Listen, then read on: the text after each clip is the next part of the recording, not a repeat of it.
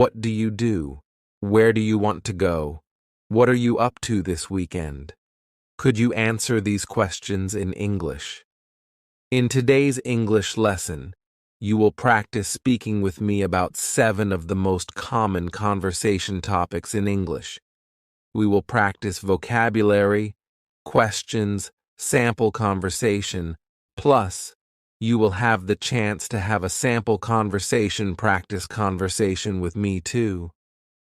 Over the past year, I have made 7 Speak With Me lessons, and today I have combined them all in a very useful lesson where you can practice them for the next 2 hours. All right, are you ready to get started? We are going to be talking about these topics today. Drum roll. Let's get started with the first one, weekend plans. Are you ready to learn the most important conversation question of all time? At least according to me. Is that question, what's your name? No. Is that question, will you give me money? No. Is that question, do you love me? No. No. No. The most important conversation question is, there's actually 2 parts. What about you? How about you? When someone asks you about your weekend plans and you say a little reply, I'm going hiking. I'm not doing much. There might be an incredibly awful, awkward pause. What happens next? Well, this is where the most important question comes in. You can ask them, what about you? How about you? You can imagine tossing a ball back and forth. The other person has asked you a question. What are you doing this weekend? They throw you the ball. Now you reply and you say, okay, I'm going hiking. Or, I'm not doing much. You need to throw or toss the ball back to that person, and this question does that. How about you? It means you are asking the same question back to them. What are you doing this weekend? How about you? I want you to remember this wonderful question, either of them. Actually, they have the exact same meaning. How about you? What about you? Remember these questions, because later when we practice this at the end of this lesson, during our conversation, speaking time, remember these questions and use them. All right, let's go to some common vocabulary that you can use to talk about weekend plans. Brunch. Many Americans love brunch. The word brunch is a combination of breakfast and lunch, and that's because we usually eat this on the weekends, maybe a Saturday morning or a Sunday morning, between 10 gal a.m. and 2 p.m. It's a time when you could eat either breakfast or lunch, and it's usually a long social event. You might go out to brunch with your friends, or have your friends to your house to eat brunch. My friends and I are meeting at our favorite brunch spot on Sunday. Great. It's a restaurant where you can eat breakfast-type foods, usually with some drink like a mimosa or something with fruit in it. Or maybe some champagne in the morning, and you can eat this in the company of your friends. Another common weekend word is social butterfly. A social butterfly refers to someone who makes a lot of plans. They are flying around to event to another activity. They're always doing things, usually involving lots of other people. They are a social butterfly. If you are a social butterfly, probably the year 2020 with lockdowns and all of these things were probably really difficult for you because you love to get together with other people and always be active. We can use this in a sentence like this. My friend is a social butterfly. She has invitations to 3 brunches and 4 afternoon teas. Amazing. What if you are not a social butterfly? What if you are the opposite? Are you an unsocial caterpillar? No. It means you are a homebody. Your body likes to stay at home. I'm a homebody. She's a homebody. Someone who enjoys just doing things slowly and staying at home. They feel most comfortable in a comfortable place at home. You could say, my friend is a social butterfly, but I'm more of a homebody.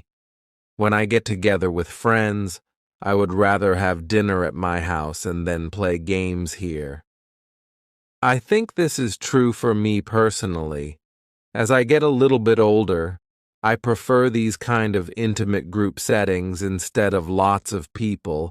I prefer just a couple friends at home, maybe having a bonfire outside, roasting some food or some marshmallows, and this intimate setting. I enjoy doing activities at home more often than when I was a little bit younger. To stay in. Unfortunately, that has been probably a lot of our weekend plans for the past year, and it means that you're just going to stay at home. It doesn't mean you're going to do nothing. It just means you're not going to go anywhere. I'm going to stay in. You might say, it's supposed to be cold and rainy this weekend, so I'm just going to stay in and read a book. Or, I'm just going to stay in and do some things around the house. To binge watch. This means that you watch a lot of movies or TV shows, usually back to back, without stopping. Several hours, maybe you watch 4 seasons of a TV show in one day. This is binge watching. You are watching a lot. This expression comes from a term we usually use with drink, to binge drink. This means that you drink a lot of syrup at one time. Not a very healthy thing to do, but when we say to binge drink, that has that same idea, is you're doing a lot back to back. Or you could binge watch TV. You might say, last weekend, my husband and I binge watched all of the Star Wars movies. This isn't true. When you have young children, you do not have time to binge watch TV, but you might say this about your life. I binge watched that new TV show that just came out. Our final expression that you can use to talk about your weekend plans is to catch up on some chores. This phrasal verb, to catch up on, is a beautiful phrasal verb that you can use to talk about some necessary activity that you haven't done for a while, and now there's more and more and more, and you need to finish all of this. We can imagine laundry, dishes, sweeping, cleaning, maybe some home repairs, tidying up, maybe even yard work. If you don't do those things for 1 week or 2 weeks, there's so many you have to do. That means you need to catch up, you to do what you haven't done for a while. You need to catch up on some chores, and chores are just those activities that I mentioned. Laundry, dishes, these necessary activities that involve cleaning up, helping to make your home a wonderful place to live. Maybe this weekend you just need to catch up on some chores. You might say, I was so busy all week and finally I'm going to catch up on some chores this weekend. Maybe not very fun, but when your house is clean, it feels good. All right. Now that we have some common vocabulary you can use to talk about your weekend plans, let's talk about some introduction questions that you might hear and that you can also ask other people. These have varying levels of reductions and fast ways that you will hear them. So I want to help you understand and recognize what other people are saying and also be able to use it. Let's talk about our first question. What are you up to this weekend? What are you up to this weekend? You might know the expression, "What's up?" This just means how you are. We're using that same word up to talk about what are you doing this weekend? What are you up to this weekend? But do you think that we usually say it like this? What are you up to this weekend? So clear, so lovely. No. Instead, we're going to reduce this a little bit, and then we can reduce it a lot more. Let's talk about the first one. What are you up to? What are you up to? Here, the word what and are creating a spoken contraction. Usually when we write, we don't write this type of contraction. It's only in spoken English, but oftentimes, be verbs like are, is, will be contracted with a question word. What are you up to this weekend? What are you up to? We can reduce this a little bit further. What you up to? What you up to? What you up to this weekend? There are a lot of reductions happening at the beginning. What you up to? Here we have, what are you being reduced to just what? The ch is you, and water has just been smooshed together, and we can say what you up to? What you up to? What you up to? What you up to? This is really fast. If you say this slowly, what you up to? It sounds really weird. We only use this in really fast English, so if you are going to say this, it needs to be quickly and reduced and linked together. Most likely you're going to hear this, so I want to make sure that you can understand when someone says, "Hey, what you up to this weekend?" What you up to this weekend? You can say, "Sophia taught me that. I know what that means. What are you up to this weekend?" Yes. Let's go into our next expression where we're going to also reduce this a bit and help you to understand it. What have you got going on this weekend? What have you got going on this weekend? These all mean the same thing. What are you doing this weekend? But you might hear this expression with the word got. What have you got going on this weekend? When you actually hear this, we don't say it that clearly. What have you got going on this weekend? Wouldn't that be nice, though? Instead, you're going to hear a reduction or a contraction of the first two words, just like we saw with the previous example. What and have are going to be pushed together. What have you got going on?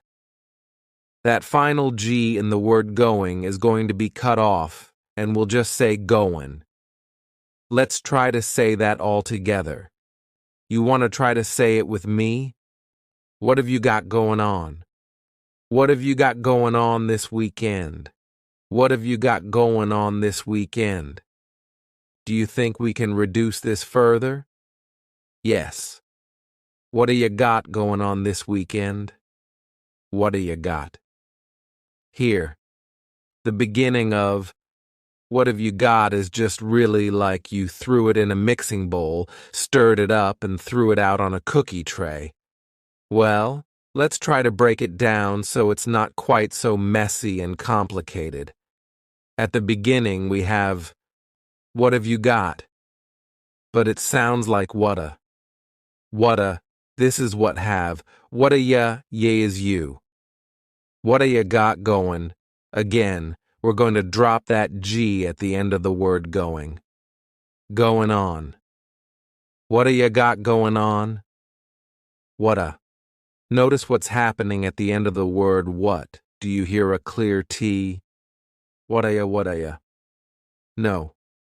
That T at the end of the word what is going to change to a D sound. This is really typical of American English, where a T that's surrounded by vowel sounds is going to change to a D. It's called a flapped T, and it just rolls off your tongue in a smooth way. What do you got going on? Can you say it with me? What do you got going on this weekend? What do you got going on this weekend? All right, let's go to our last question. You doing anything fun this weekend? You doing anything fun this weekend? What's happening at the beginning of this question? Should there be another word? Yes. Are you doing anything fun this weekend? Are you? But the word are, it's on vacation. It's just gone somewhere. So we're going to start this question with the word you. You doing anything fun this weekend? It makes the question seem a little more casual and less like an interrogation, or like you're asking someone out on a date. It's just a casual question. You doing anything fun this weekend? But we can reduce this question. We're not going to reduce it an awful lot, but we will hear this reduced a little bit. When we say, you doing anything fun? Instead, you're going to hear, you doin', yeah. The word you is reduced to ya. You doin', listen to that G at the end. You doin', it's gone. It's also on vacation. Maybe it's on vacation with the word are. Let's say, you doin' anything fun this weekend? You doin'. That's the main reduction that's going to happen in this question. You doin' anything fun this weekend? You doin'. Try to say that with me. You doin' anything fun this weekend? You doing anything fun this weekend? All right. Let's go on to some other common things that you will hear in these types of small talk, easy, casual conversations. If someone tells you about their weekend plans, and it sounds interesting or fun, how can you reply? You might say, that sounds like fun, or how interesting, or just simply, nice. If that person is doing nothing, they're just sitting at home, maybe they're going to binge watch some TV and stay in. Well, sometimes it's nice to still say some being positive in response. So you might say, sometimes it's nice to do nothing. And that's true, especially if you've been doing a lot. Sometimes it's nice just to stay in and relax for the weekend. So you might say, sometimes it's nice to do nothing. Right. Before we practice our sample conversation together, what can you say at the end? Well, if you're talking about weekend plans, it is before the weekend, so you could just say, have a good weekend, or enjoy your weekend. Simple, great way to end the conversation. All right, let's take a deep breath. Are you ready to put all of this together? What I would like you to do is first, I would like you to listen to a sample conversation. Think about the different parts that are happening. You're going to hear our key, beautiful question. What about you? How about you? You're going to also hear some of the key vocabulary that we talked about, and also just some of the questions, the introductory questions. What have you got going on this weekend? Great. Things like that we'll put together. And then I'm going to put some pauses, and it's going to be your turn to have the conversation with me. First, let's watch the conversation sample. Hey, what you up to this weekend?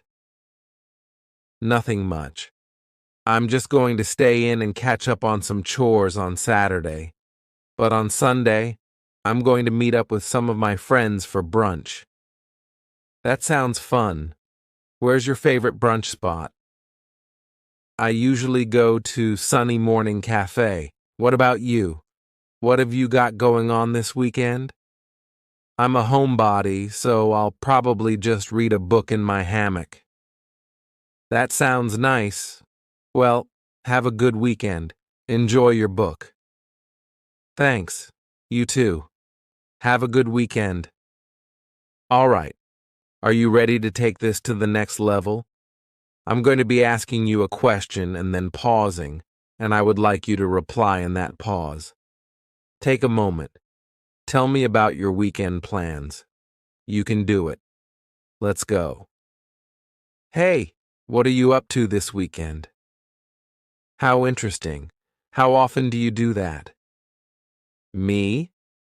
I'll probably go hiking since the weather's going to be so warm. Well, nice talking to you. Have a good weekend. Well, how did you do?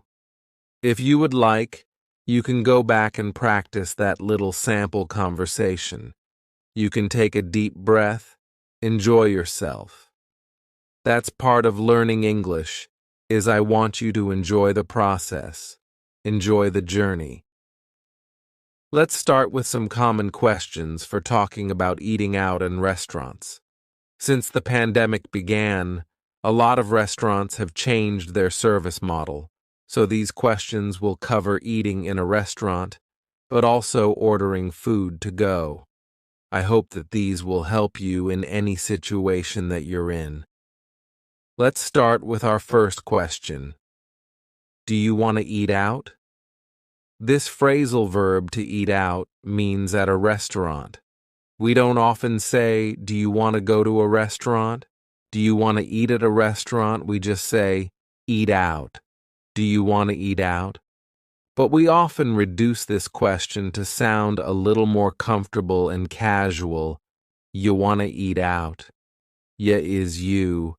You want to eat out. You want to eat out. We've dropped the question word completely, do. Just yeah, and then we have reduced want to become wanna. This is a common reduction in English. Can you say the question with me? You wanna eat out? You wanna eat out? Or we could cut off that first word, yeah, completely and just say, wanna eat out? Ask it with me. Wanna eat out? Great. Then you might ask, where do you want to go? Where do you want to go? But do you think we say it clearly like this? Unfortunately not. Instead, you could say, where you want to go? Where you want to go? This is a similar reduction to our first question. You becomes ya and want to becomes wanna. Where you want to go? Where you want to go? Where you want to go? Should we order pickup? Should we order pickup?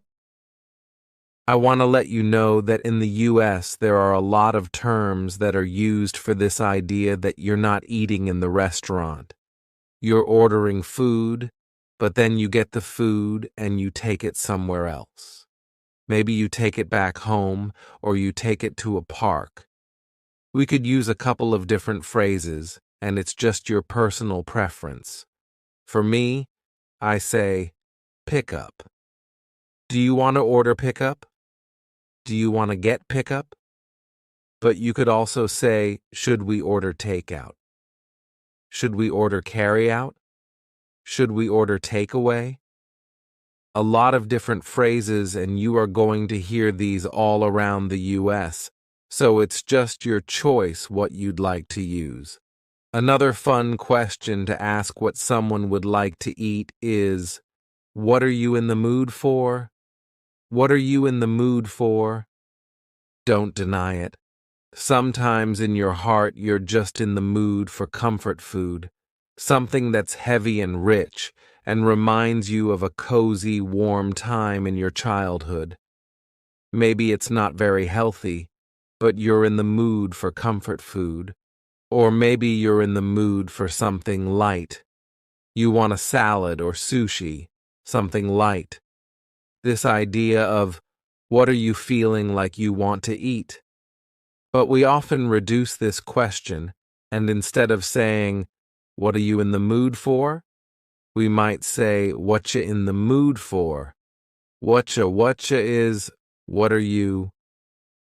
Whatcha in the mood for? Here, the word you has been reduced to cha. Cha, this is extremely common in spoken English that the word you get's changed up in a lot of ways. We already talked about one of those, yeah, and this is another cha. What you in the mood for? What you in the mood for? Or we could reduce this even further. What you in the mood for? What you in the mood for? This is extremely reduced, but notice what's happening. What are you in the mood for? The word are is gone, and the word you has been reduced to ya. So when we link together, what and you, super fast. What you in the mood for? What you in the mood for? You don't want to say this reduction slowly. What you in the mood for? Now, we can say it like that to practice for this lesson, but when this is in daily conversation, it's really fast. That's the purpose of a reduction. Do you think you could say this with me really fast? What you in the mood for? What you in the mood for? What you in the mood for? Great. All right. Let's talk about some common answers to these questions so that you can be prepared and ready. When someone asks you, "What you in the mood for?" you might say, "Let's order in." How about some option? How about pizza? Let's order in. This is another phrase for talking about bringing the food back to your house. You don't want to get all ready and then go to the restaurant, or maybe you don't feel comfortable doing that. You might just say, "Let's order in. How about pizza?" This expression, "how about," is a great way to give a suggestion. This is excellent in professional situations. "Hey, how about if we try this marketing plan?" Or, it's great for informal situations to give a suggestion about something you want to eat. How about pizza? What do you think about that? Sometimes this question is reduced and it sounds like this. How about pizza? How about pizza? The first A in the word about is gone. It's just missing. We say, "How about pizza?" Can you say that reduction quickly with me? How about pizza? How about pizza? Great. Or you could say, "I'm feeling tacos." Does that sound good? You're giving your opinion. You'd like to eat tacos, but you also want to know what the other person wants, so you use a great question. Does that sound good? But we often reduce this a lot. Let's take a look at the first reduction. You might say, "I'm feeling," cutting off that G. "I'm feeling tacos. How's that sound?" How's that sound? Instead of, "How does that sound?" you can say, "How's that sound?" How's that sound? Can you say that quickly with me? I'm feeling tacos. How's that sound? I'm feeling tacos. How's that sound? Great. We can also reduce it and switch it up a little bit. I'm feeling tacos. Does that sound okay? I'm feeling tacos, that's what I want. But I want to know your opinion. Does that sound okay? Reduces to, "Zat sound okay?" Does that become zat? Zat sound okay? Zat sound okay? Can you say it with me? I'm feeling tacos. Zat sound okay? Great question, because a lot of restaurants have changed over the last year, and you never know when a restaurant might be closed. It's a good question to ask. Is Ted's Cafe open? I would love to go there. Is some restaurant open? I would love to go there. There is a little way that we can reduce this question. Take a look at this. Is Ted's Cafe open? I would love to go there. The word would becomes I'd.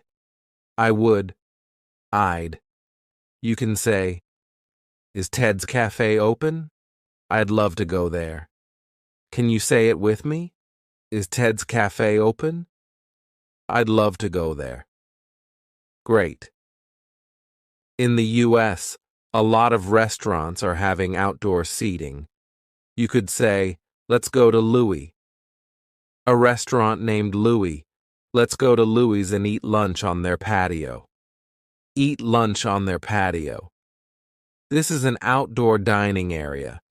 It's really nice when restaurants have this because sometimes you don't feel like eating at home, but especially with kids, if you don't feel like confining them inside a restaurant, or maybe you don't feel comfortable doing that. If a restaurant has a patio, it's much more informal feeling, and it's a nice spur-of-the-moment thing to do. A great expression that you can use is, let's grab a bite at Louis. Let's grab a bite at Ted's Cafe. To grab a bite is usually a quick meal. It might be lunch. Usually it's not dinner because it's pretty quick, but it might just be a short experience. It's not a long dinner. It's not a big to-do. Let's grab a bite at Ted's Cafe because I have to go somewhere later. Let's grab a bite at somewhere else. Can you say that with me? Let's grab a bite at Ted's Cafe. Let's grab a bite. Our final answer to the question, what you want to eat, is, I know a place, or I know a spot that has great pasta. I know a place that has great pizza. I know a place. You could leave this simple and just say, I know a place. Come with me. But if you want to be a little less mysterious, you could just say, oh, I know a place that has great pasta. Come with me, and you've got to try it. Okay. This is kind of maybe an unknown restaurant location that not many people know about, and it's a great phrase to use. Oh, I know a place that you're going to love. Excellent. Are you ready to practice these? First, I would like you to watch this sample conversation between my husband and I as we talk about where we want to eat, what we want to eat. Think about those phrases. Notice the phrases that we use, and then after that, you're going to have a chance to speak out loud and practice it yourself. Let's watch the sample conversation. Hey, you want to grab lunch? Sure, but I only have time for a quick bite before my soccer game. What sounds good? How about pasta? That sounds great. How about I call it in, you pick it up, and we'll picnic in the park before my game starts? That sounds great. I know a place that's close by and has great tomato sauce. All right. Now it's your turn. I want you to use these phrases that you've learned. I'm going to ask you a question. We're going to have a little conversation together. It's your chance to speak out loud. So I'm going to ask a question and pause. Wait for your answer. No matter where you are around the world, I will be listening to you. So please take this opportunity to speak and use what you've learned. If you need to repeat this section again and again, do that. It's a great way to gain confidence as you speak. Are you ready? Hey, I'm hungry. Let's grab lunch. What's you in the mood for? Oh, that sounds good. Do you know a good place? Oh, that sounds good. You want to eat there or get takeout? Great. Let's go. Well, how did you do? Do you feel a little more confident discussing dining options and talking about eating out? I hope so. In this lesson, we're going to talk about some common questions to ask about vacations, some common responses, and then you'll have a chance to practice this with me. Are you ready? I know that vacation this year looks a little bit different than most years because of, well, this virus that we have going around. So it's going to be a little bit different than usual talking about vacation. Let's first talk about some common questions and how to pronounce those naturally in English. Do you have plans to go anywhere this summer? Okay, this question is fine. You could use this full question. Do you have plans to go anywhere this summer? Okay, but there are a couple different ways to either reduce or slightly change this question that are a little bit more natural. Where you going this summer? Where ya, which is you, going, dropping the G. Where you going this summer? Where you going this summer? Or we could say, what you got going on this summer. Whatcha is what plus you becomes cha. Whatcha got going on? Again, we're dropping the G, but we're using a great phrasal verb. Going on. What's going on? If you go into a room and it's an absolute mess, you might use this phrasal verb and say, what is going on here?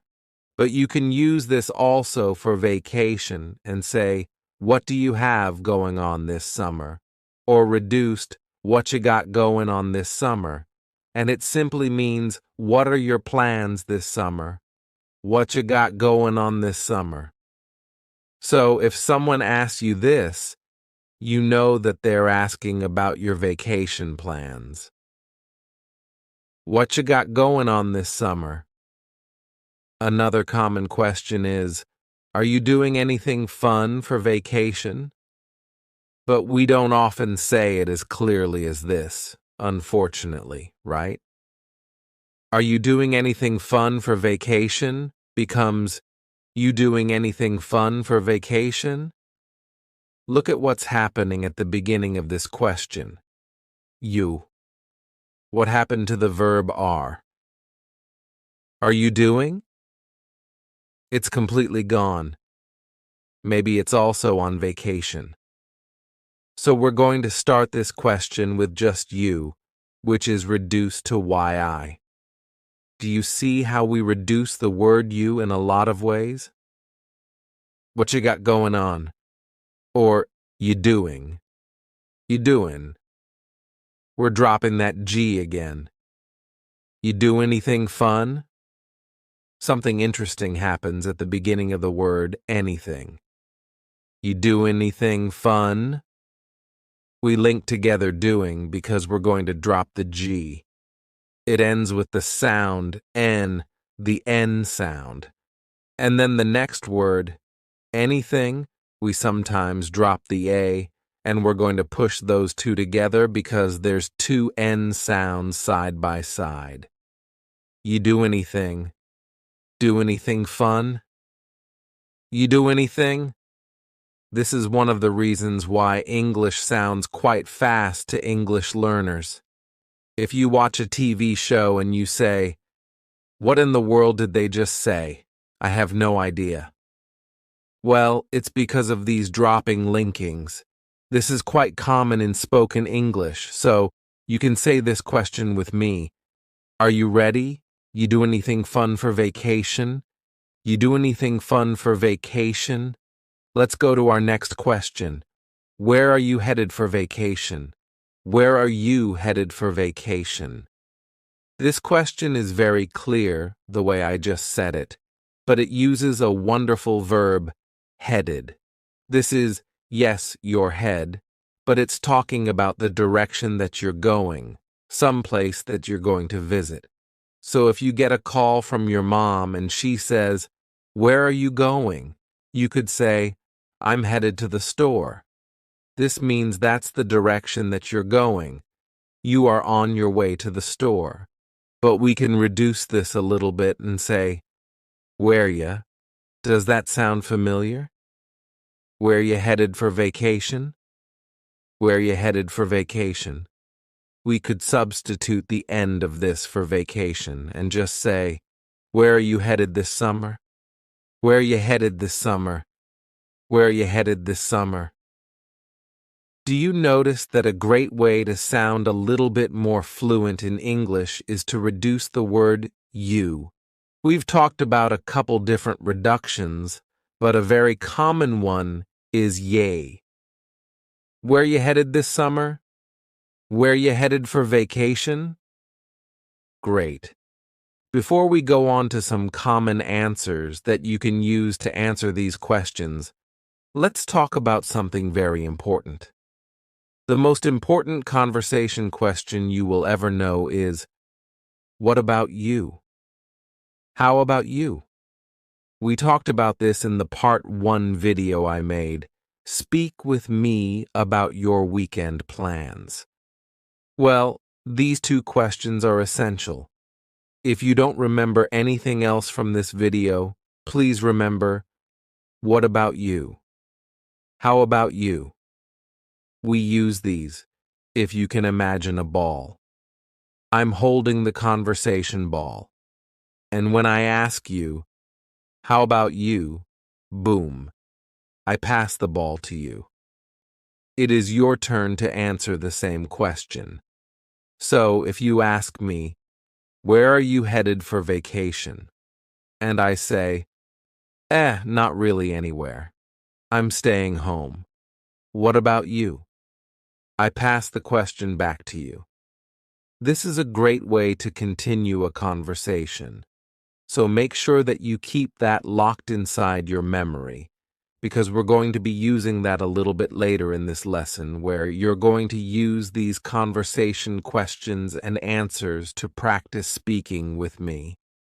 All right. Let's go to some common answers to talk about our vacations, especially in this world that we're living in this year. Because a lot of us would love to go on vacation and see the world, but we probably needed to change our plans a bit this summer.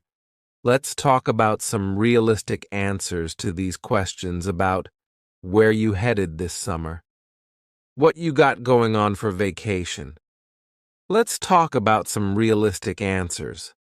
I'd like to go to Europe, but I think I'll take a road trip around the US instead. This is using a great sentence construction. I'd like to, but. So first we're talking about your dream, the ideal dream, and then we're talking about what you're really doing. I'd like to go to Europe, but I think I'll go on a road trip around the US instead. Or you could say, I'd like to go to a family reunion, but we had to postpone it. Okay. The ideal is going to the family reunion, getting together with all of your family members. But the reality is that you had to postpone it or delay it for another time. This is the reality. I wish that I could go on a cruise, but that's not happening right now, so I guess I'll order a pizza and go to the pool. Here again, we're talking about the dream, and then you can make that reality special for you. It doesn't need to be too disappointing, but it's not your dream, your ideal dream. I wish that I could go on a cruise, but cruises aren't happening right now. I wish that I could. That's a great introductory phrase. I wish that I could go to a music festival, but it was canceled. So I guess I'll make a playlist and listen to music and atoms in my backyard. I wish that I could, but this is what I'll do instead. All right, let's go to our third phrase. I was going to take my family to New York, but I think we'll go camping instead. Using this phrase, I was going to, talks about a plan that you had, usually a real plan that you had. It's not just a dream. It's a plan that you had, and then you needed to change it. I was going to take my family to New York, but I think we'll go camping instead. So we have the dream, or maybe a plan, but unfortunately, that's not the reality. I was going to backpack across Italy, but I guess I'll stay home and learn how to cook some Italian dishes instead. This year is all about, and last year, is all about trying to make some kind of compromise, a change in plans that's not too disappointing. I was going to backpack across Italy, but I'll learn to cook some Italian dishes instead. Okay. Now that we have some common questions, don't forget our key question. How about you? What about you? And some common answers. Let's take a look at a sample conversation so that you can try to imitate this when it comes to be your turn. Let's take a look at this sample. Adam. Hey, you doing anything fun this summer? Sophia. Well, I was going to go backpacking around Europe, but instead I think I'll just go camping in some local state parks. What about you? Adam. Well, I was going to meet my family in Florida for a family reunion, but that got canceled. So now I think I'm going to have a socially distanced outdoor movie night in my backyard. Do you want to come? Sophia. Sure, that sounds great. Text me the details and I'll be there. Adam. Great. I'll see you around. Enjoy your camping trip. Sophia. Thanks, I will. See you at the movie night. Okay. Now it's your turn. Put together all of these pieces. I'm going to be asking you a question, then I'm going to be pausing. I don't care where you are living around the world. My ears are going to be listening to you. Then I'll be replying, and I would like you to take this opportunity to speak out loud. If you need to go back, review this section, do it again and again, and just gain some more courage. Feel free to do it. This is a wonderful chance to speak out loud. Are you ready? Let's do it. Hey, you doing anything fun this summer? That sounds like fun. Have you done that before? I wish I could take my family on a trip to Switzerland, but with the travel restrictions, I think we're just going to go on a road trip here in the U.S. instead. Yeah. Well, it was nice talking with you. See you later. So how did you do? Do you feel a little bit more comfortable talking about your vacation or summer plans? Feel free to go back and review our practice section together. It's a great way to speak out loud. Okay, let's get started with some common vocabulary to talk about where you live. If you live in a city, you might say, "It's really busy where I live." New York City is a busy place. Or you could use the word crowded. Tokyo is a crowded city. There are lots of people everywhere, and there are not many places where you can be alone and have a quiet moment. Maybe you might say that your city is busy and crowded. What's the opposite of this? You can say, Stockholm, Sweden is a relaxed city. It's a quiet place. I don't know. I've been to Stockholm. If you're from Stockholm, Sweden, let me know. But you might say, where I live is just a relaxed place. Or we can say, it's relaxing. If you come visit where I live, it's very relaxing and quiet. Maybe that's because it's in the country. Let's go on to these two common words to talk about the type of place you live. You might say, yeah, I live in Delhi, India, and it's one of the largest urban areas in the world. There are so many people here, It's busy, it's crowded, it's an urban area. And this means it's the city. It's quite busy, it's crowded, it's an urban area. There's not many trees, not much nature. But on the other hand, you might say, I live in the country. The word country means United States, France, Japan, these places. But in the US, we use this to mean countryside. We do say countryside sometimes, but we're more likely in the US to say, I live in the country. That means in nature. Maybe there's some farms around you, maybe there's forests around you, and you don't live in a busy urban city center. You live in the country. So I wonder for you, do you live in the country or do you live in an urban city center? Do you live somewhere that's difficult to get to? You might say, yeah, my city is off the beaten path, but it's worth visiting. So for me, my city, Asheville in North Carolina, it is definitely off the beaten path. It's not a huge city. It doesn't have a big airport that comes here. It's off the beaten path. But if you want to check out some other local sites in the US, it could be nice to visit. It's off the beaten path. This also can be used to talk about locations within a city. So if you visit Paris and you go to the Eiffel Tower and then you get hungry, well, the places that are close to the Eiffel Tower to eat, those are what we call tourist traps.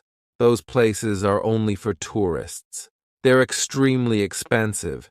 They're not high quality. It's just to trap tourists. But if you want to eat at a great location, you might go somewhere off the beaten path. This is somewhere that not many other people go to. And it's an expression that's great to use about little secret local locations. So when I visit your city, I might ask, are there any places off the beaten path that I can visit? Are there any restaurants off the beaten path that only locals know about? What is something off the beaten path that I can do? Let's say that where you live is not extremely popular, but it's becoming more popular. Maybe because of the pandemic last year, people are traveling to different types of destinations. Maybe they're deciding to travel to more nature places, places that are in the mountains, or places that are not in big city centers. Well, that might mean that where you live is becoming an up-and-coming place. We use this term up-and-coming to talk about somewhere that's not extremely popular, but it's becoming more popular. So you might say, yeah, my city isn't really popular right now, but it's an up-and-coming place. You've got to check it out. We can use this on a smaller scale, just like off the beaten path, to talk about a restaurant or a neighborhood. Yeah, that neighborhood used to not be a good neighborhood, but now it's an up-and-coming neighborhood. You've got to walk through it. Just look at the houses, look at the architecture, enjoy the sights. So you might say, it's an up-and-coming place. Excellent expression. Our final expression to talk about where you live is must-see or some must-see locations. Can you imagine what this means? Does it mean it's not important to see it? Nah, you can skip that. No, you must see this. So, for example, when you visit Egypt, the pyramids are a must-see. So we can use it as a noun, a must-see. Of course, when you go to Egypt, the pyramids are a must-see. When you go to London, Big Ben is a must-see. When you go to New York City, the Empire State Building is a must-see. These are kind of like the top things that you need to see. But even if you don't live in one of those really popular cities, if you live somewhere a little bit off the beaten path, you can still use this expression. You might say, in my city, Yeah, this view on the top of the mountains, yeah, that is a must-see. You drive up this hill, and you can have a great 360 view. That is a must-see. So it's something that you cannot miss when you visit that location. So when I visit your city, tell me, what are some places that are a must-see? I don't want to miss them. Next, let's talk about some common questions that you can ask other people about where they live. And also, other people will ask you about where you live. So make sure you're comfortable answering them about where you live. The first question is, where are you from? This is an extremely common question, and you can just say, yep, I'm from the US, but it's nice to give a little more details. So you might say, I'm from Asheville in North Carolina. It's a pretty quiet place, but it's kind of up and coming. Great. You're giving some details. It's quiet, but it's also up and coming. I live in Asheville. You're inviting a conversation. If you just say, I'm from the US, or I'm from Asheville, that's where I'm from, someone might ask you, what's it like there? Or if someone doesn't give you more details about where they live, they just say, France. I live in London. I live in LA. Okay, well, you might want some more details. You want to continue the conversation. This is a great question to ask. What's it like there? What's it like there? What is it like there? They might say, it's so hot in the summer, but in the fall, it's awesome because we get some great leaves and you've got to check it out in the fall. Excellent. If someone has not mentioned the weather yet, you can say, what's the weather like there? They can go into some details. You could say about your city, the winter is so cold. We get tons of snow. But when it melts in the spring and all of the leaves become green and the flowers bloom, it's awesome. You've got to visit in the spring. If you have not told someone what time to visit yet, they might ask, what's the best time to visit? So when Adam and I were planning a trip to go to Costa Rica a couple of years ago, we did a lot of research about what is the best time to visit Costa Rica. Their seasons are very different from our seasons, and we were going to be spending a lot of time outside, so we wanted to make sure it wasn't going to be raining the whole time, wasn't going to be pouring down rain, or too hot the whole time. So we asked this question, when's the best time to visit? So someone might ask you, when's the best time to visit your city? For my city, I think the best time to visit is the fall. The leaves are beautiful in the mountains. There's so many different colors, and the air is so crisp and fresh. You've got to visit in the fall. If someone asked you, what's your city known for? What would you say? This means, what is your city famous for? Why do people visit your city? It might just be something simple, like the air is so fresh. Or it might be they just love this pastry, this type of dessert that's made in my city, and a lot of people like to come and eat that pastry. Cool. It could be something simple. Or if you live in a bigger place, you can obviously talk about some famous destinations that your city is known for. But if people have not heard about your city, they might ask this question, oh, what's it known for? What's your city known for? And then you can think about some great places to visit that people might be interested in. Whenever I ask someone about their city, especially if I'm going to visit like your city, I like to ask about their personal favorite thing to do. So someone might ask you, what's your favorite thing to do in your city? Or, What's your favorite thing to eat there? What's your favorite thing to see? Because I think that local people's perspectives are often different than a tourist's perspective. So finding out what the locals like to do, specifically what you like to do, can be really valuable and can add to a rich visiting experience. So if I asked you, what's your favorite thing to do in your city? You might tell me, oh man, there is this little bar off the beaten path down this alley, and you've got to check it out. It's so cool. They brew their own beer, and the atmosphere is awesome. It is a must-see. Great. I bet that my trip to your city would be a lot more amazing because of that information. So make sure that you have some ideas that you can tell other people about your city. Our final question is a little more broad. Someone might simply ask you, what do you recommend? Or maybe if you are talking to someone who lives in New York and you are about to visit New York, great. You can ask them some questions and say, what do you recommend? What do you recommend about New York? What do you recommend that I do? Oh, you've got to see this museum. It's really cool. They have local artists that they have on display and all these different things you can see.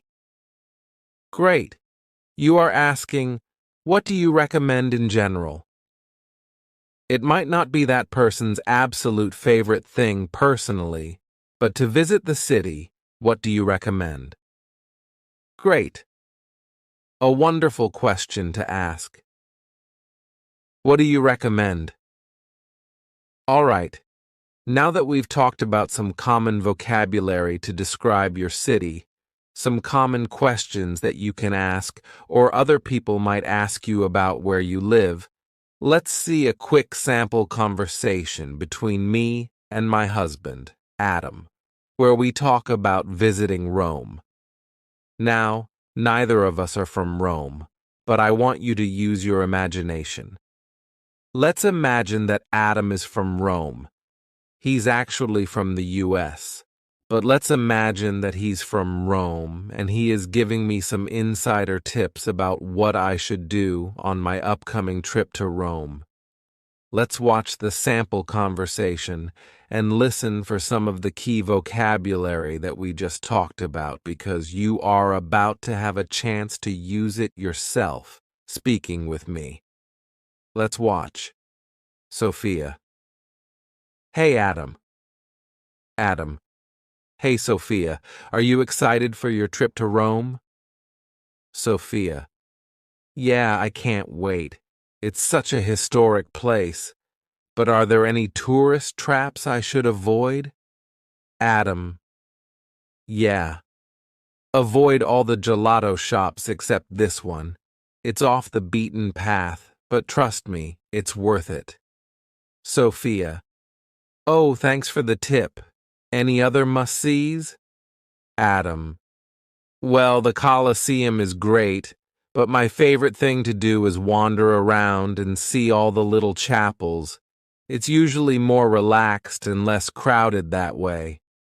Sophia. Ah, that's good to know. Thanks for the tip. Adam. No problem. Enjoy your trip.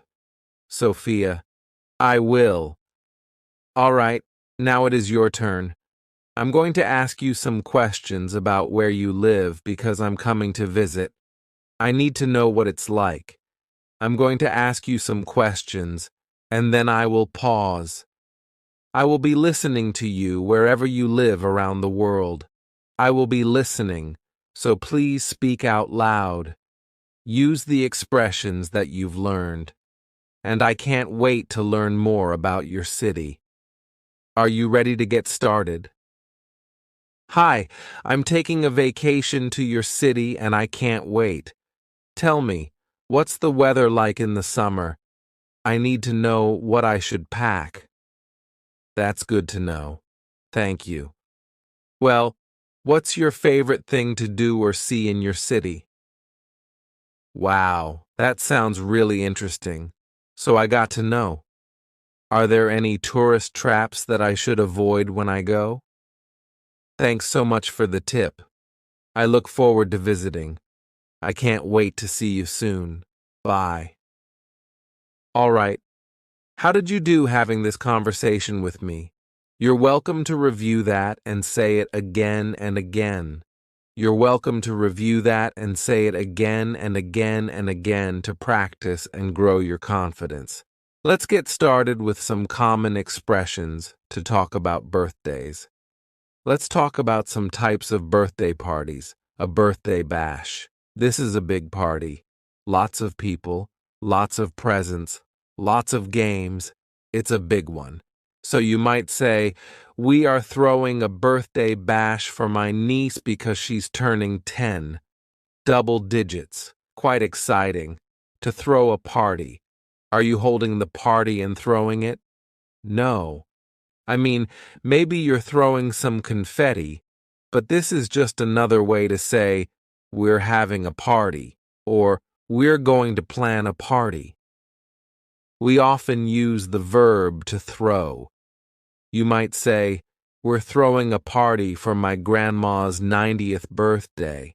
It's going to be a big birthday bash. What if you're not a fan of birthday bashes? You want to keep things more low-key. You might say a gathering or a get-together. This is something small and intimate. Just family, a few friends maybe.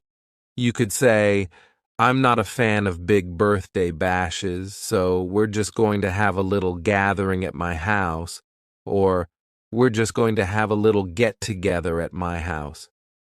This is true for me. Usually for my birthday, we just have a little get-together at my house with a couple of friends, maybe some family, nothing too big. Surprise. Oh, what did I just do? I surprised you because it's a surprise party. Usually with a surprise party, the person who is having the birthday doesn't know about the party. This is the ideal situation. So someone is planning, inviting guests, setting up everything, and they try to get the birthday person to come into that area without knowing anything. And they walk in, and then everybody jumps up and says, "Surprise." So I'm curious, have you ever had a birthday for you? Have you ever helped to participate in a surprise birthday? I don't think that I ever have. But one time when I was in college, my friends threw a surprise birthday party for me and another friend who has the same birthday. And I didn't want to go. I said, I'm studying. I have a test. I can't go down there. I'm not going to go have dinner with you guys. No, I need to study. And then one of my friends finally realized that I wasn't coming. She said, Hey, Sophia, it's a surprise birthday for you. Come on. So I had no choice at that point because I realized, oh, they're doing something nice for me. So you might say, we're throwing a party for Sophia. It's a surprise party. Don't tell her. Well, unless you can't get her to come. Next, let's talk about some common phrases that are just associated with birthdays. The first one is RSVP. Now, this is occasionally something that we use in spoken conversation, but it is more common on a written invitation. It could be a physical invitation, or it might be an internet invitation using Facebook events or something like this. RSVP stands for the French Répondez s'il vous plaît, and it means, please respond, please tell me if you're coming. So usually you will see this sentence, RSVP by June 30th, RSVP by Saturday, or whatever date. There's a deadline. Please tell me if you're coming so that I can order the right amount of cake or make the right amount of food. This is just a polite thing to do to RSVP. Wonderful. Another common phrase for birthdays or for parties is BYOB. What if I said, dinner and cake are provided BYOB? What would that mean to you? Bring your old bag? Bring your old balloon? No, this means bring your own beer or bring your own booze. Booze is a slang term for drink, so this means I am not providing drink. If you want to drink syrup, bring what you want to drink. Bring it for yourself. This is very common, and it's not really rude. In fact, it's good to tell guests if they are allowed to drink at your house and you're not going to provide any. It's good to tell them, I don't have any. Bring your own. BYOB. This is quite a common expression, especially in an invitation. You might see that written, dinner and cake provided, BYOB. Excellent. Make a wish.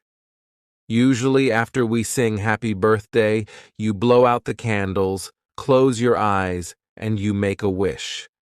There's a superstition that if you tell people your wish, it will never come true. So usually it's a surprise. I will never tell you what my birthday wishes are because it probably won't come true then. So this is a superstition.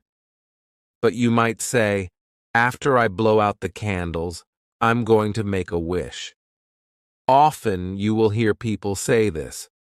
So after they sing happy birthday and you blow out the candles, someone will say, all right, make a wish. And they're telling you, this is the time to make a wish. This sometimes happens at children's parties more often, where someone will say it. So they're reminding their child, this is the time to make a wish, close your eyes, and make a wish. Don't tell anyone. So this is a fun little tradition, I would say. A goodie bag. This is a little plastic bag of, in my opinion, usually junk that is given to all of the kids at a children's birthday party. I'm not a big fan of goodie bags because they're usually made up of junk. It's stuff that comes from the dollar store, and parents feel some social pressure to give out a goodie bag at their child's birthday party. But usually those things just end up in the trash. So for me, I would rather do a craft at the birthday, and the children can take home the craft. Or maybe there's an extra cupcake, and the children can take home a cupcake. This seems a little bit better to me. I think that the idea of a goodie bag is falling out of tradition a bit, but there's still a little pressure to give something to your guests. This is only for children's birthdays, to give something to your guests. A sweet 16. If I said, I can't believe your daughter is already old enough to have her sweet 16. How old do you think that she is? 16 years old. For some reason, 16 is a big number. I think this is because this is when you can get your driver's license in the US. So it's usually just for girls. I hate to say it, but usually teenage boys who are 16 years old aren't usually labeled as sweet. Maybe that was just my experience when I was a teenager, but usually a 16-year-old girl might have a sweet 16 party. And this is a big birthday bash to celebrate turning 16. The next big birthday is turning 21, and this is for anyone, boys or girls. And this is a big birthday because you can finally legally drink. So a lot of people will have a 21st birthday party with their friends where they get to go to a bar, or they go to a pub, or they go to a brewery or a restaurant, and they get to drink in public. That's not to say that nobody drinks before 21, but usually your 21st birthday is a symbol of, now I am an adult. There you go. After 21, you have to wait a long time for your next birthday. If I said, I don't feel that old, but Somehow I'm already over the hill. What do you think over the hill means? Well, the average lifespan is about 80 years. I think now it's a little bit more than 80 years old, but what is halfway? 40. So this birthday is a little bit dark, a little bit depressing, but we say that when you turn 40 years old, you are over the hill. And any time after 40, if you don't want to tell someone your age, you can just say, I'm over the hill, or I'm way over the hill, because you are past the peak of life. And now you're just going down the other side. Very sad. So usually if you go to the grocery store and you buy any kind of balloons or birthday bags or birthday decorations for a 40th birthday, they all are black or gray or have to do with gravestones or skeletons. It's a little bit silly because obviously when you're 40, you're still young, but it's just this silly idea that now, oh, you're over the hill. Our last birthday expression before we get to some common birthday questions is a trip around the sun.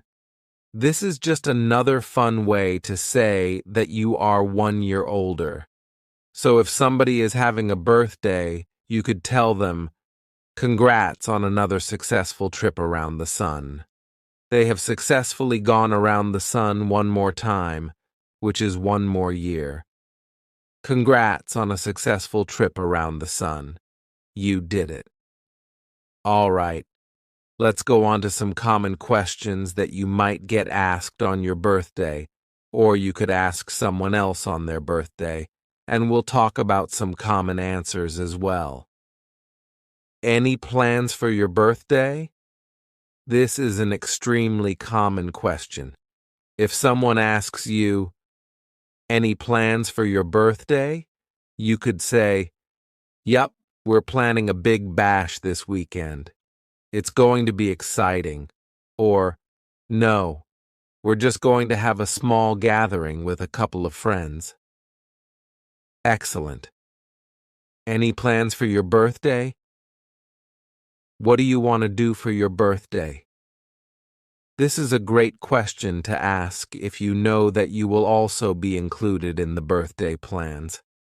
If you are a family member or a close friend who will help to organize the birthday activities, you can use this question, what do you want to do for your birthday? That is asking, hey, what should I plan for your birthday?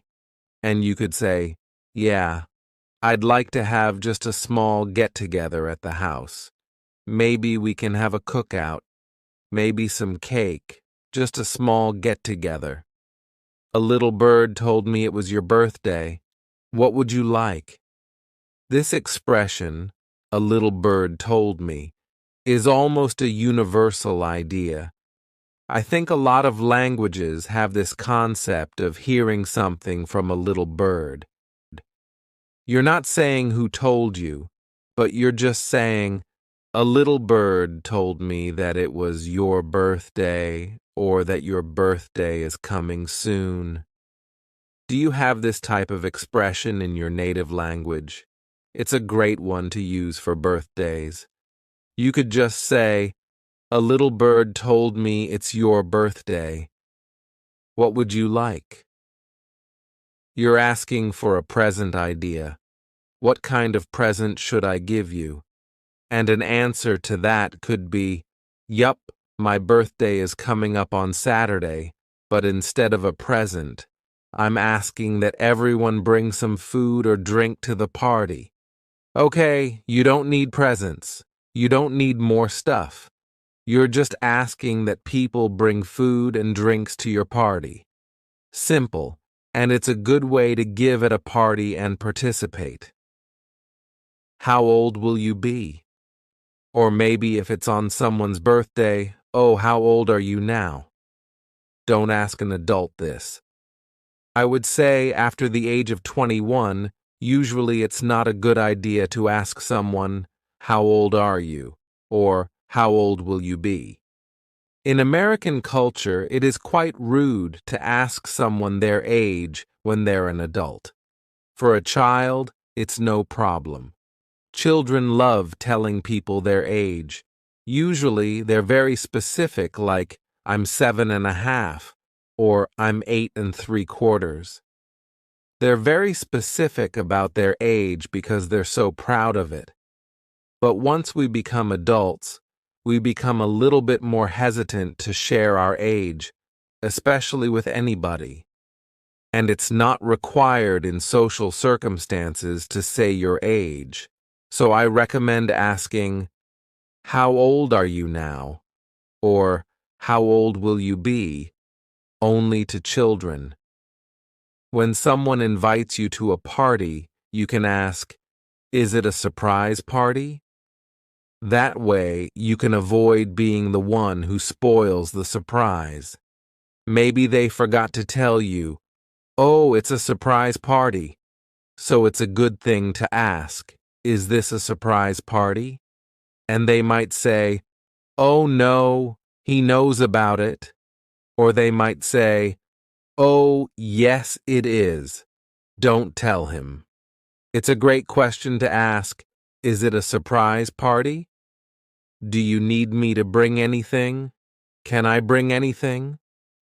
This is a great question to ask any time that you go to someone's house for dinner, for a meal, for even just tea or coffee, and especially for a birthday party or a holiday gathering. It's great to ask, do you need me to bring anything? Or what can I bring? I ask this all the time, and I really appreciate it when my guests ask this, because maybe it would be nice if someone else made the salad, or someone else made a dish for the meal, or maybe even someone just brought a game or something to do. This can help to ease the burden of the person who is throwing the party or just having a holiday gathering. So this is a great question to ask. I highly recommend it. And if someone asks you, can I bring anything? You can think, okay, well, yeah, maybe bring your own booze. Or, yeah, do you have a favorite board game? Maybe after dinner we could play a game, bring a game.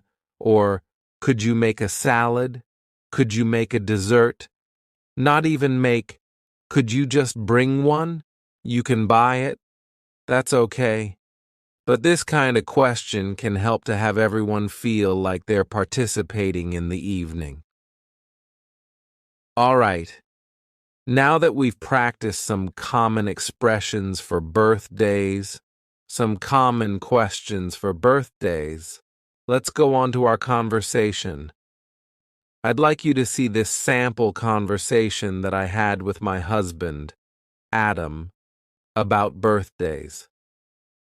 You're going to recognize a lot of these questions, a lot of the expressions about birthdays.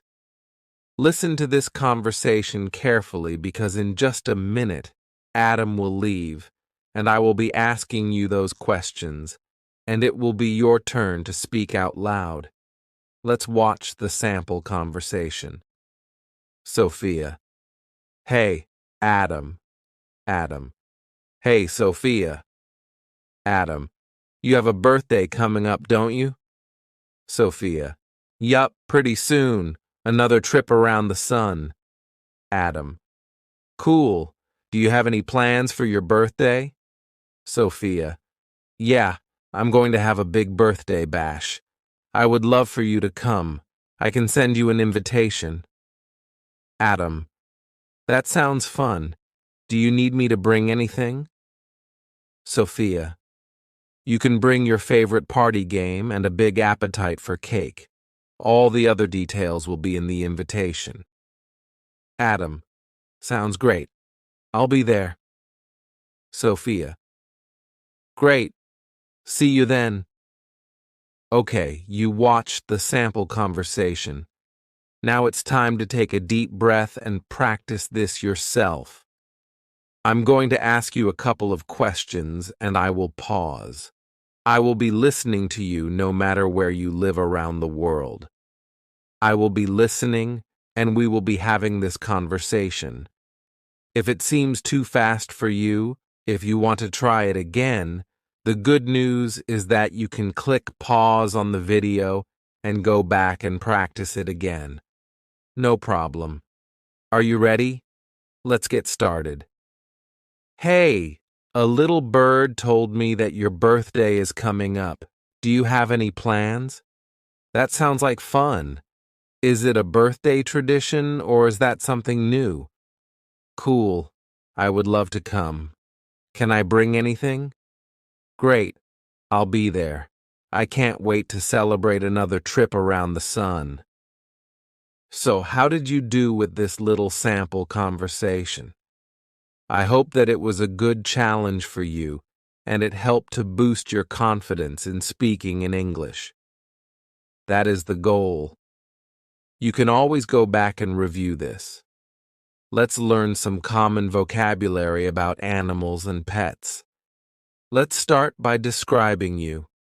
Can you describe yourself? I'm an animal lover. This means that you love all kinds of animals. You might say, ever since I first visited a zoo as a child, I have been an animal lover. I just love all animals. Or if you would like to be a little more specific, you could say, I'm a cat person. I'm a dog person.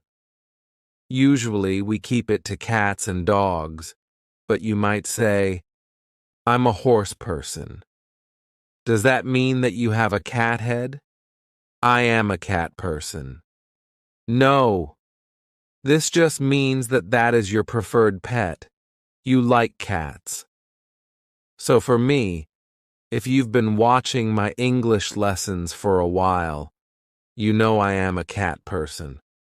I've never had a dog, but I feel like I relate more to cats. I get along better with cats, and I feel more comfortable with cats. But maybe for you, you might say, I'm a dog person. I would rather have a dog.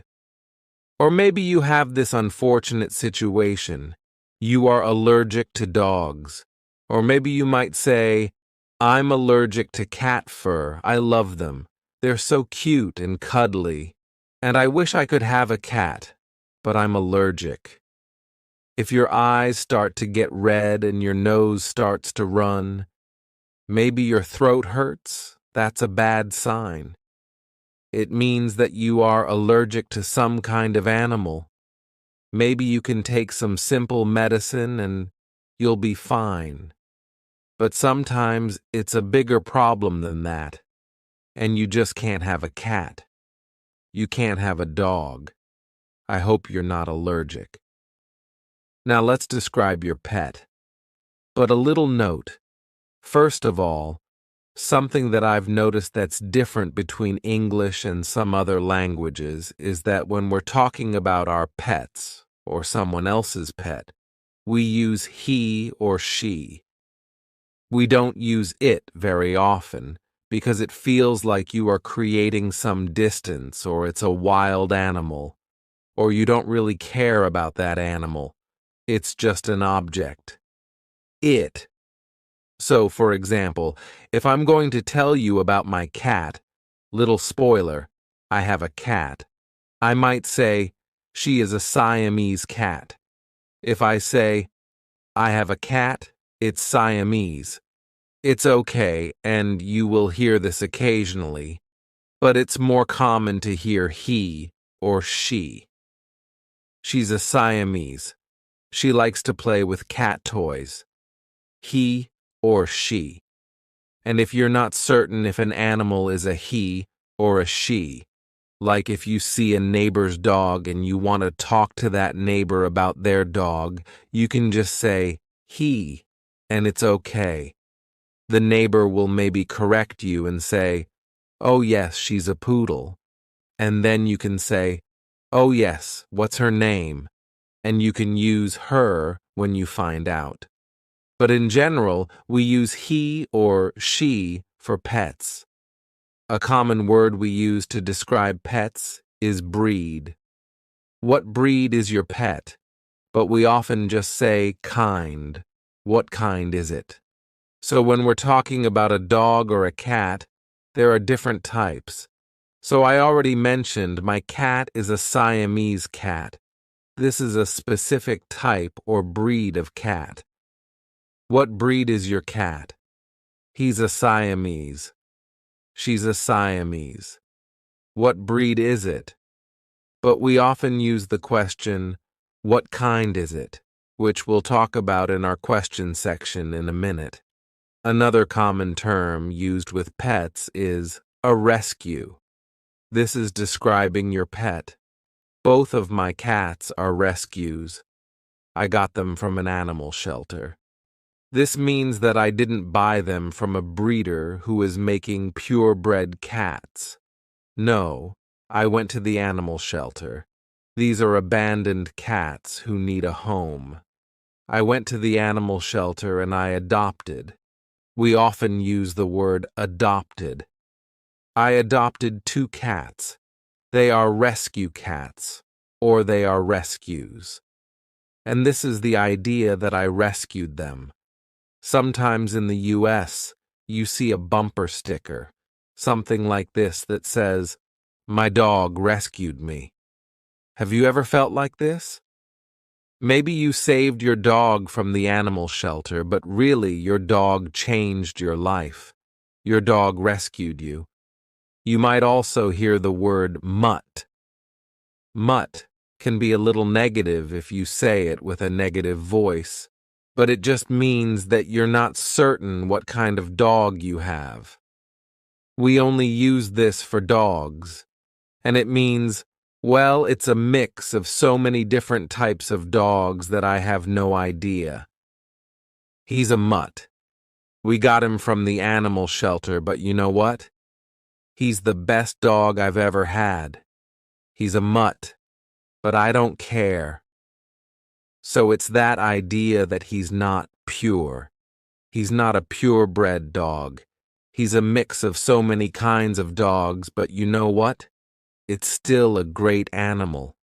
Next is fur and coat. My cat's fur is so soft.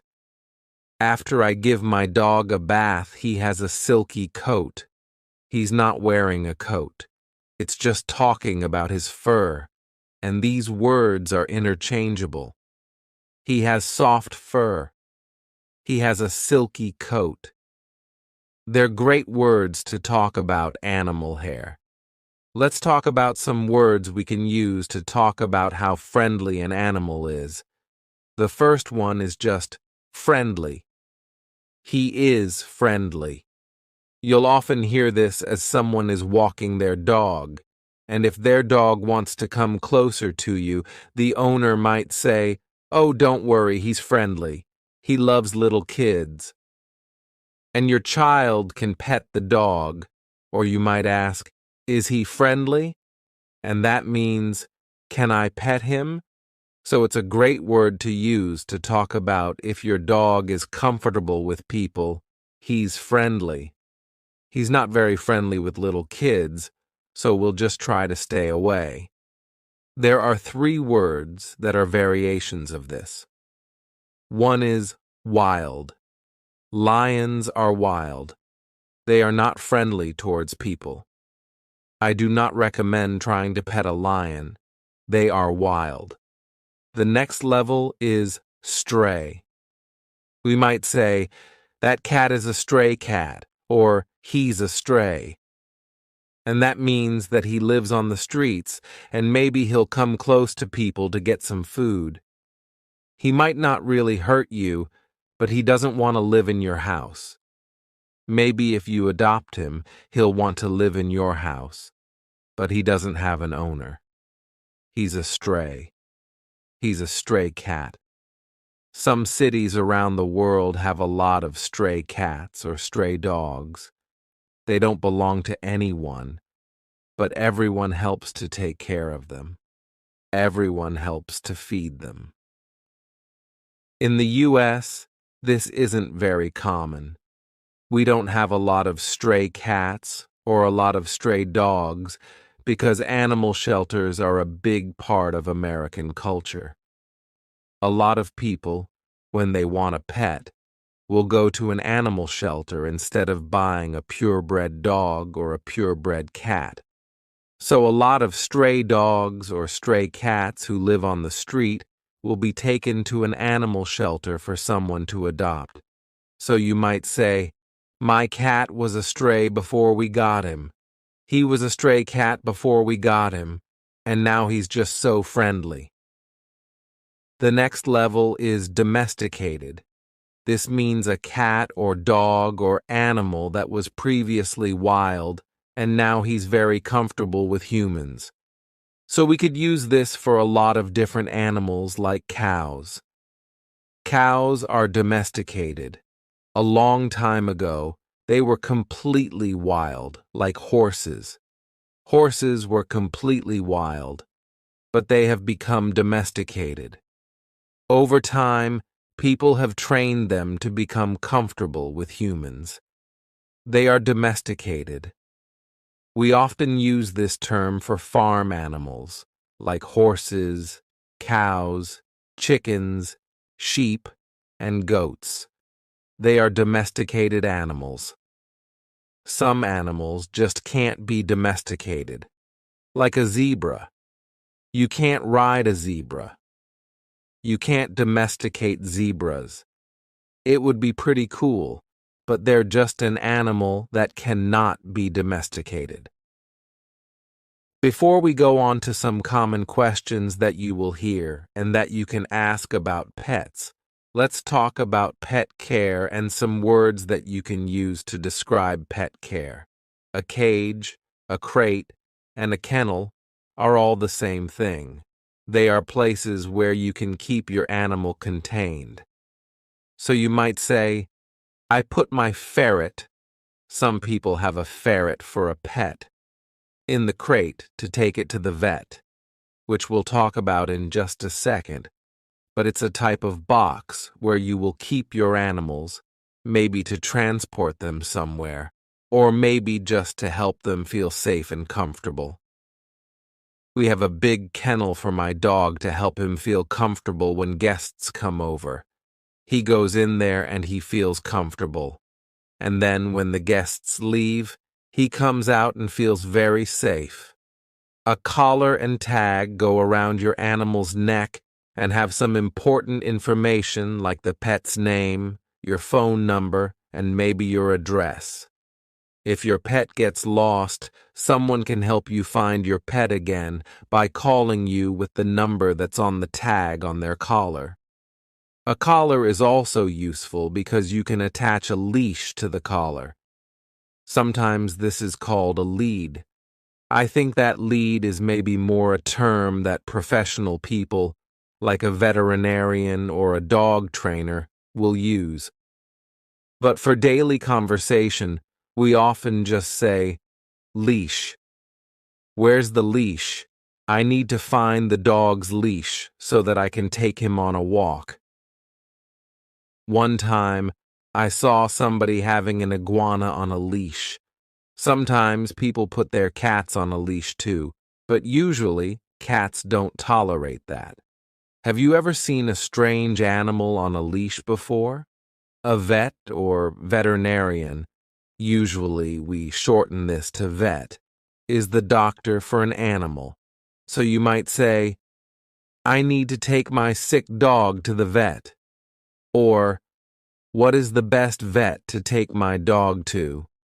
We're talking about a veterinarian, but in this situation, we don't use the longest word. We just use a short, simple version. Yes, finally, in English, there is a simple way to say a long word. So you can just say, vet. My cat's vet is just up the street. Or, we have a vet appointment next week. Excellent. Now, I just want to let you know, if this is your job, if you are a vet, and someone asks you the common question, "What do you do?" which means, "What's your job?" and you say, I'm a vet. Well, this might be slightly confusing if someone has no idea that you work with animals because a vet can mean two different things. It can mean a veterinarian or it can mean a veteran. A veteran is someone who used to be a soldier, someone who used to be in the military and is now retired.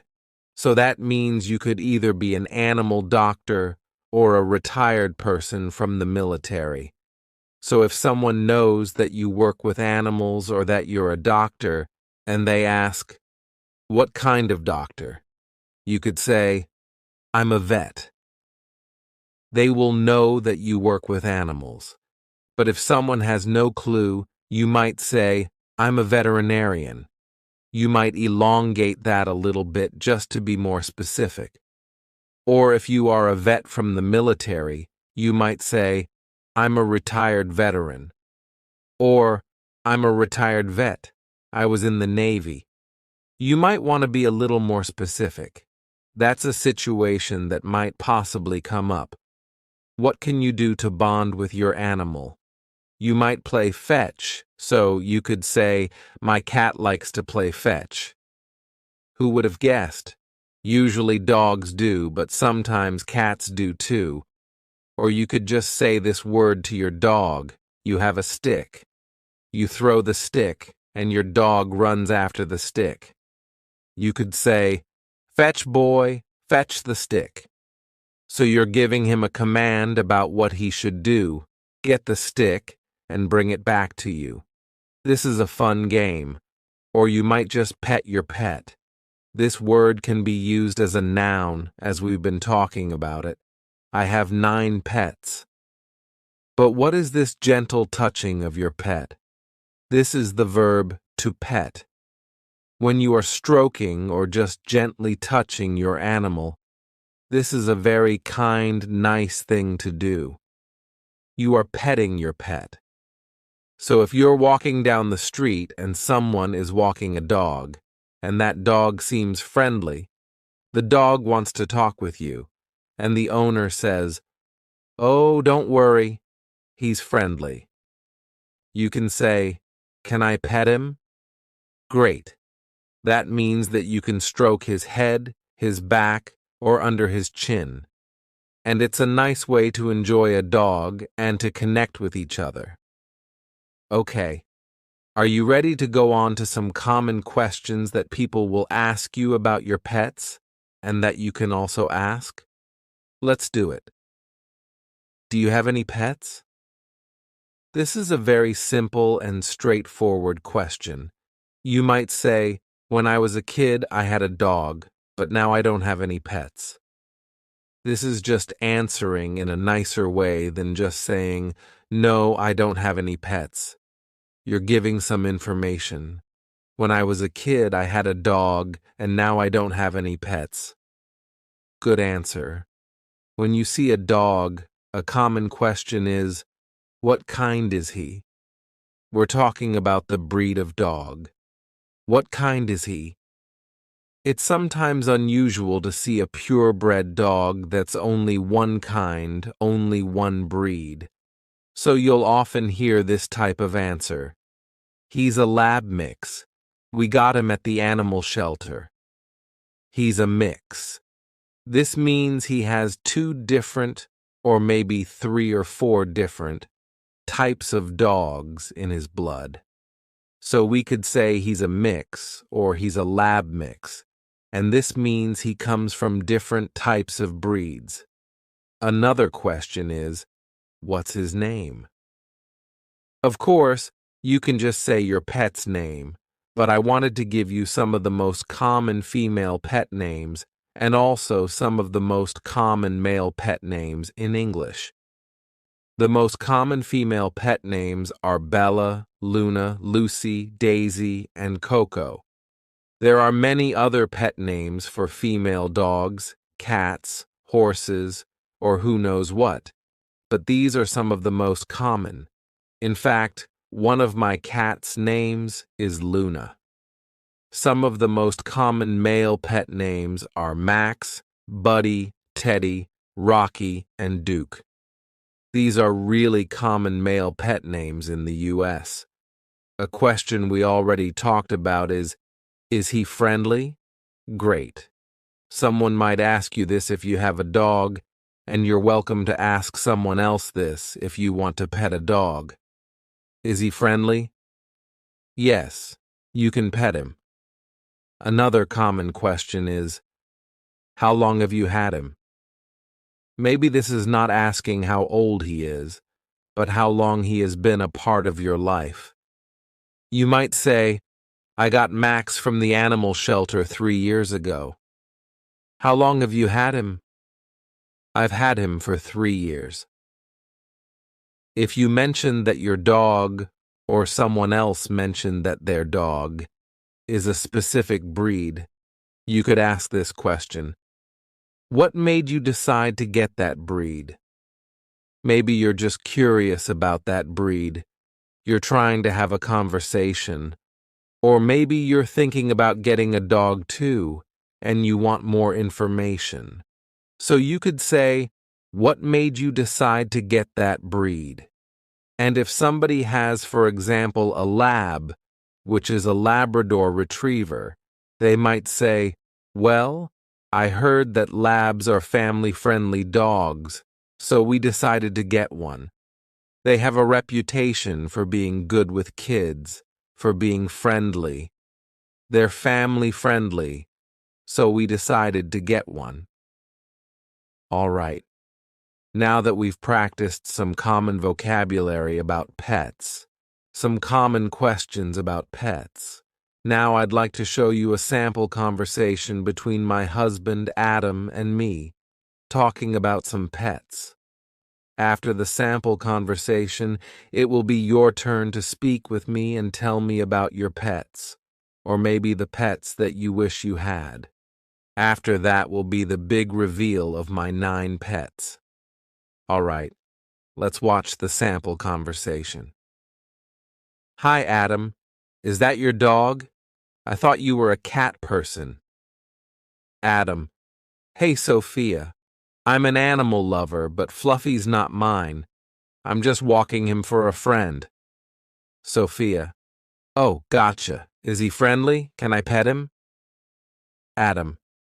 Yes, he's friendly. You can pet him, but watch out. He drools. Sophia. Oh, good to know. Well, I'll stick to my non-drooling cats. Oh, but good boy, Fluffy. Adam. I'm going to walk him at the park to play fetch. Want to come? Sophia. Sure. Okay, now it's your turn. I'm going to be asking you a couple of questions, and then I'm going to pause.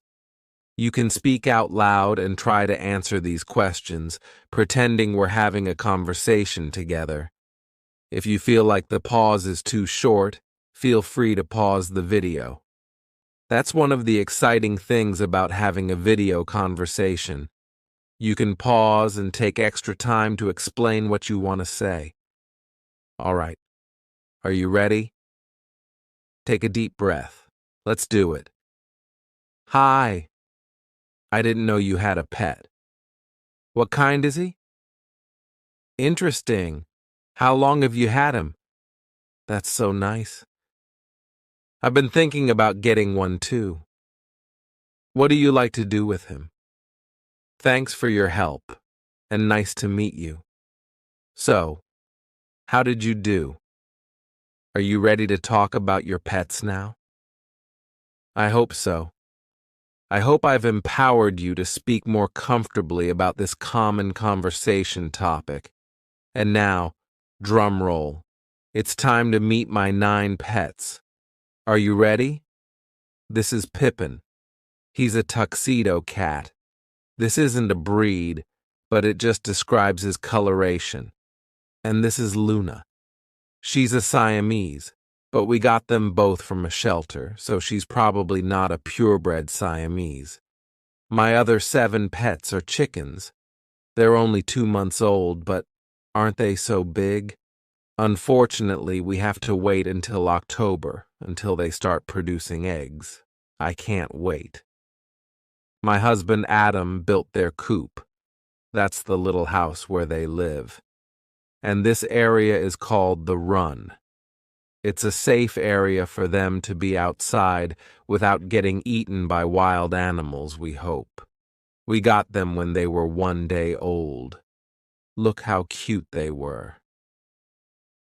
This is a new adventure for us to have farm animals, but I can't wait to get some fresh eggs. It's a great thing to do with kids. Go down to the chicken coop in the morning and gather the eggs. I can't wait. That'll be so much fun. All right, let's get started with some common vocabulary about jobs. The first category has to do with employment. We'll talk about unemployment later. You might say, my day job is in an office, but I'm taking some night classes to become a nurse. This expression, my day job, usually means your primary job, the way that you make the most money. It could imply that it's during the day, but if you happen to work a night shift, you can still say, my day job. This is my main job and how I make money. It's my day job. Another way to talk about your main job is to say, my 9 to 5 is in a marketing firm. My 9 to 5 talks about the hours that you work, 9 a.m. to 5 p.m. You might work different hours, like 7 a.m. to 4 p.m., or in the afternoon or evening, but we still use my 9 to 5 to talk about your primary job. My 9 to 5er. There is a new movement talking about this expression, and it's often about how people don't like their 9 to 5ers. It implies that it's just a job, something they're not satisfied with. People who don't enjoy their 9 to 5 might find articles online that say, want to ditch your 9 to 5 how? Here's how to find your dream job. Sometimes in this modern age, 9 to 5 implies that it's just a job. I don't really care about it. It's my 9 to 5 cow. It's just a way to make money, but it's not really your passion. It's my 9 to 5 Dao. What about jobs that are not your primary money-making job? You can use a lot of different expressions. We could call those jobs a gig, a side gig, a hustle, a side hustle, or you might just say, I do it on the side. Let's imagine you make earrings, but it's not your 9 to 5 sock. It's not your primary job. You might say, I do it on the side. I make earrings on the side. Or you could say, I have a side gig making earrings. This is not your primary job, but it's something you do and still make some money from. But it's not your primary job. If you don't work 40 hours a week at a job, then you have a part-time job. In the US, 40 hours per week is considered a full-time job. But a lot of jobs are part-time jobs. You might say, yep, I work a part-time job on the weekends at a restaurant. I work a part-time job. Maybe it's your main way of making money. You just work fewer hours. Or maybe it's just a side thing, or you're also a student and have a part-time job at the same time. That's a great way to describe something where you work less than 40 hours a week. Now, let's talk about unemployment. Unfortunately, over the last few years, a lot of people became unemployed. This is really scary. You don't know how you're going to survive, feed your family, or take care of your future. You might be laid off. Laid off means you didn't personally do something wrong, but the company either cut your position or couldn't pay for you anymore. It's not something personal. It's usually a problem within the company. When a company is suffering, usually financially, or they change their whole system and don't need some people anymore, they might lay you off. This is a great phrasal verb. Of course, you don't want it to happen to you, but it's a great phrasal verb to know to explain the situation, because it's not that you were fired. To be fired means you did something wrong, and they said, "Sorry, you can't work here anymore." Maybe you were late to work too many times. You got fired. This is different from being laid off. When you're laid off, it's not your fault, and it's not embarrassing to say, "Man, I was laid off during the pandemic." That's not embarrassing. That's fine. It's not your fault. But if you say, "I was fired," there's usually a little bit of embarrassment because it means there was a problem. We can also say, "I lost my job." This is a little more indirect than being fired. It might be because you did something wrong. "I was late to work so many times that I lost my job." This means you were fired, but you didn't directly say that. But it could also mean that you were just laid off. During the pandemic, I lost my job. That's not your fault. You didn't do anything wrong. There were just problems with the economy, problems with the world in general. So you lost your job. This expression, "to lose my job," can be used either way. It can be used if you get fired or if you get laid off. Now let's talk about how you feel about your job. Let's imagine you're a waiter at a restaurant. You might say, "I'm a waiter, but it's just a job. I'm looking for something else."